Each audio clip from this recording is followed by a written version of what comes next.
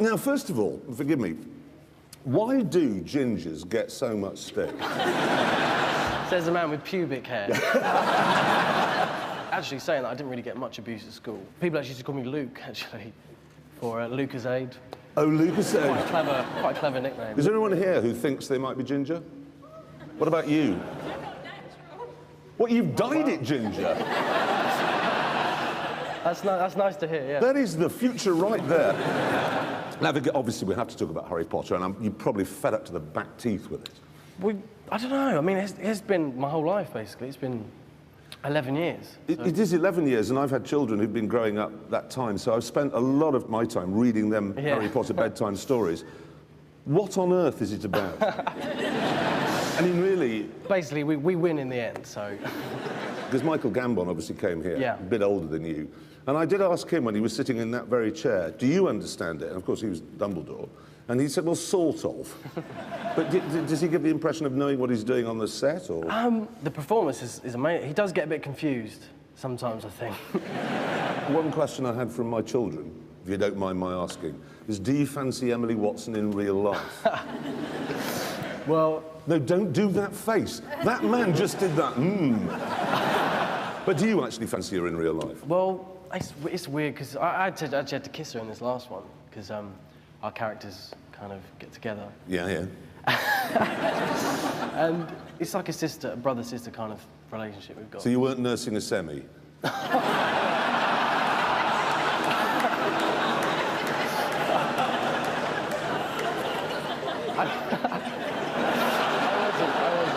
No. So what does the future hold now that the whole big 10 years of Potter's over?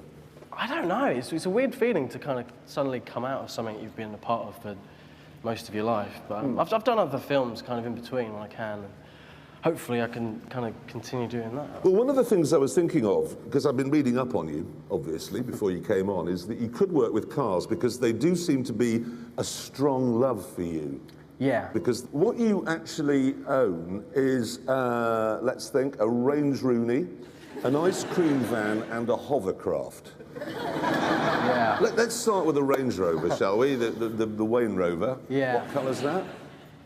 It's orange. It's bright orange. Yeah. It's ginger. It's basically a ginger car. So that works well, or? Well, no, I didn't even really make that connection when I was kind of picking the colours.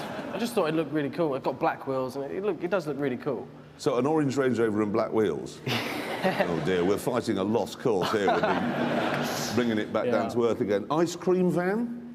Yeah, I've had that for a while. It's something I've always wanted as a child. It's kind of a dream, really. It's a '74 Bedford. It's pink. It's not the most practical car because it's got one seat and it's basically a kitchen on wheels. Yes. But you do get people queuing up kind of on the side of a road. And then mildly surprised when they see who's actually sitting in it, I should imagine. Yeah. And then, obviously, I have to ask, the hovercraft. Yeah. I am a huge fan of hovercrafts, because they are the most fun you can have with an engine. I'm absolutely convinced of it. Yeah, definitely. What I was told the first time I ever went on one, and you must have experienced this, is if you actually see an obstacle, if you can see it, you will hit it. At some point between seeing it and then it could be an hour or so, you're going, doesn't matter what you do. Yeah, it is. They're amazing. They're kind of, you've got no control at all. Have you ever actually hit anything? Oh, yeah. I've hit a few. And so, are you a good driver? Well, I like to think so. I mean, I used to do a bit of karting when I was younger. Did you now? Yeah. So, competitive karting?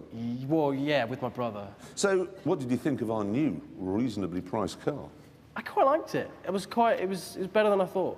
Yeah, because interestingly, we had, and I'm actually not joking, we've had this from Kia, the makers of the reasonably priced car, to say that they're recalling the C''D. No way. They've identified that C''D models could suffer from insufficient brake force from the master cylinder. What they're actually saying there, in long words, is the brakes don't work. No way. Did nobody tell you that? No, I didn't. And nobody from our production team told you that that car's been recalled? No, I didn't realise that. If it Really? felt right. No, apparently there's only 468 models that have been affected, and we don't know that it's ours yet. But it's possible. Anyway, you didn't die. I didn't die. No, you made it. And who here would like to see Rupert's lab? Let's have a look. There we go. Look at it. A symphony in brown. Come on. Looking determined. Not lost there. No, well done. You remembered to go left. That's important.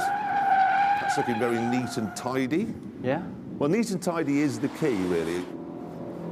Come on. No, it won't go any faster. That really is as fast as it goes. You see, this is the important thing. If you look slow, chances are you're going not as slowly as you think. That's, oh, no, a bit of a wobble going into the hammerhead.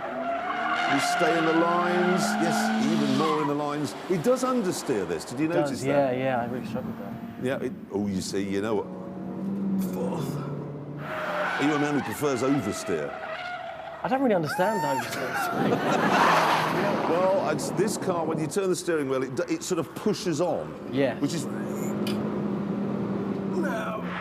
Yes, that's all. That was a beautiful line through that. That's absolutely perfect. That's understeer. Right. Wheels turn right over, but there we are, look, across the line.